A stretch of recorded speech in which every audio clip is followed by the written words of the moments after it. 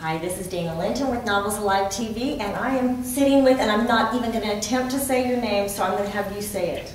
Thank you. My name is Caridad Pineiro, or Caridad to my Latin fans. And that's why I wouldn't have done well saying it. You do it much better, and you are Cuban American. I am. I was born in Cuba, but I was raised out on Long Island, so I'm kind of almost Americanized at this point. Well, yeah, we've got another crazy Cuban that's behind the camera, and she has a similar life. She came when she was 7 years old. I was even younger, so yeah, the life experience is different, but I still try to get out some of that life experience in the books that I write.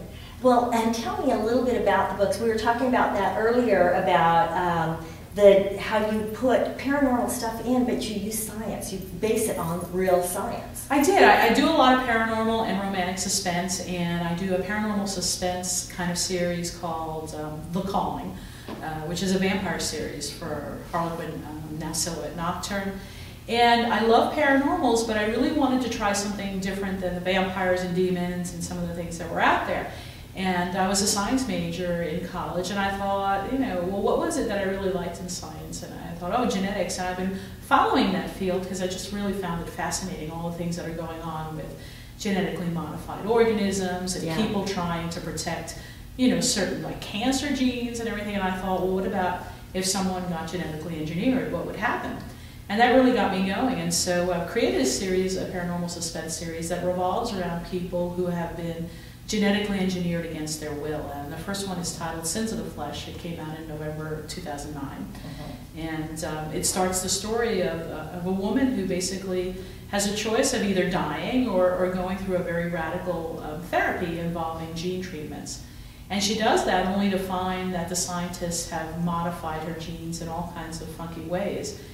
And when one of the scientists decides to blow the whistle, he's murdered by someone. I'm not going to say quite who. And not yet. And she's the one who manages to escape during the murder and is framed for that. And they send a number of mercenaries after her, and one of them becomes the romantic interest, and his name is Mick Carrera. And he's an ex-Army Ranger. He's kind of, the lone wolf, that big, powerful alpha male. Navy SEAL type. Yeah, that people just love. And what I found interesting about him is, despite that kind of lone wolf, I'm the big strong guy, he really has very strong family connections and is a very loving man and everything. He's just not found the right woman. And of course, when he finds her, and her blood is glowing and her skin is changing colors, that's probably not the most romantic way to meet anyone. And she's been shot. But the story takes off from there. It's really a page turner. It's very sexy. It was fun for me. I set it along the Jersey Shore and in Philadelphia, which are areas that I know quite well. So it's a different change of pace. I know a lot of people have said, oh, we're tired of a lot of these suspenses. They're always in New York City or LA or these places that are very urban. And so I thought, well, how about a beach place? And there are scenes that happen along the shore and at Fort Hancock, which is one of the landmarks up along the Jersey Shore. So it was fun for me to give people a different flavor other than the urban one for a romantic suspense. So basically, it sounds like these books have everything. You've got paranormal, you've got thriller suspense, you've got romance, you've got real science. And so, I mean, that's quite a bit in one book. It is, and it's appealing to a very broad audience, because there are the people who do like, the paranormal sci-fi thing, who are saying, wow, this is really different, and, is this stuff going on real? What is it? And a lot of people are kind of in disbelief. Like, one of the properties that the heroine exhibits is the changing of skin color, but one of the things is also that she's starting to glow, like, phosphorus. And that's real life science. In fact, the Nobel Prize was awarded, I think, 2 years ago to the scientists who developed this phosphorescent gene that actually tracks where things are happening.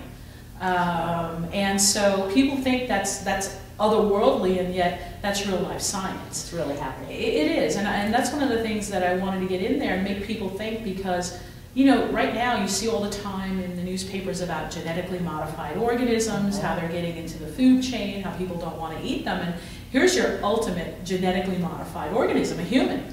Glow in the dark. Yeah, and who has other properties. She has some super strength. She can actually see like thermal images in the dark and things like that because of the genes that they've put in her.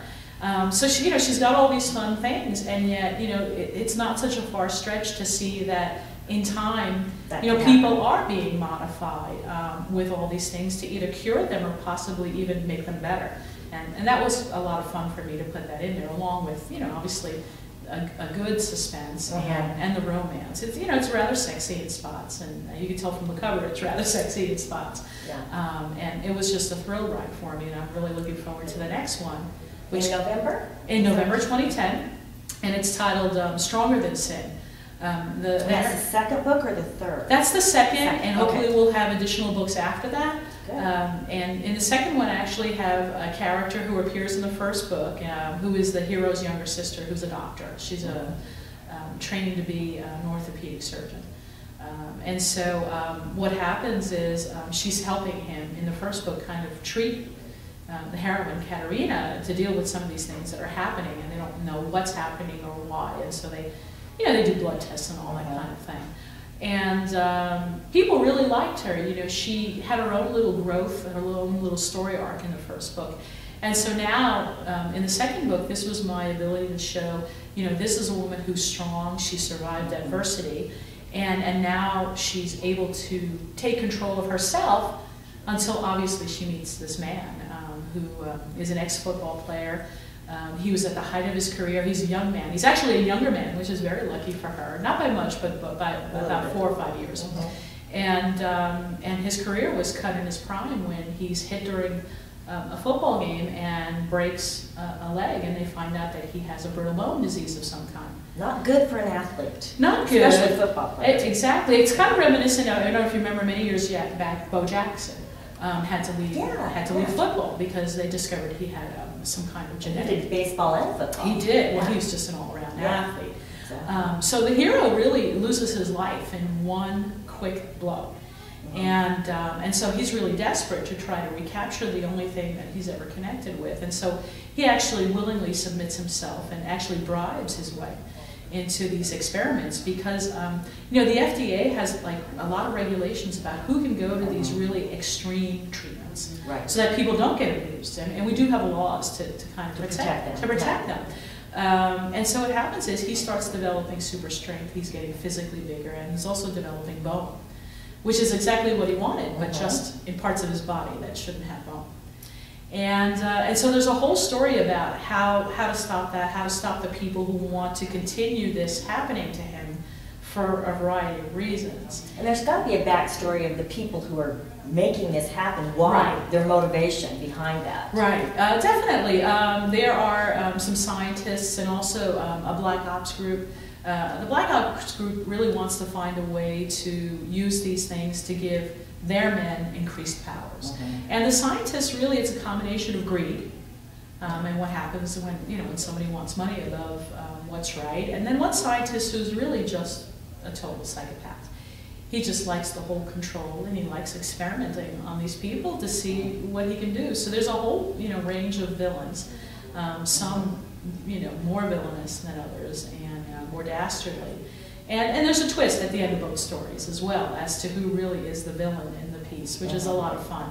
And that kind of sets up, the series for the next books. Well, nobody likes a real black and white villain. I mean, it's kind of nice to see that there's some gray area there. Right. And that makes it more suspenseful, in my opinion. It does. And in the second book, Jesse Bradford, who's the hero, actually starts off as an anti-hero because he's involved with the scientists and the Black Ops groups for a number of reasons, which you'll discover that are pretty much very valid reasons for him doing what it is. It's not just to save himself. So he's really becomes a character that's bigger than life, a man who needs to be redeemed. And when he finds Liliana, who is the younger sister, he finds a woman who really makes him want to be a better man. A reason to change or return to the man that he was before everything happened that changed, made him a not so nice man, as we find out at the beginning of the story. So it's a real growth for both of the characters as they do that. And again, I've said it in some different towns along the Jersey Shore, again, to give people a flavor of, just a different part of the country that they might not be familiar with. And was a lot of fun for me to go and visit. And actually, if people visit the website, I have pictures of all the different towns and all the different places that are actually in the book, so you can get a real behind-the-scenes look at the locations. And what is your website? My website is easy, although it's caridad.com, which is caridad.com. Okay. And you can follow the links there for Sins of the Flesh and Stronger Than Sin, and get those behind-the-scenes look at the various locations. And there's some really interesting places where the books are set. Well, that's really cool that you have the location set there too. We appreciate you coming out today and talking to us. I appreciate you taking the time to chat with me. Thank you so much. Thank you.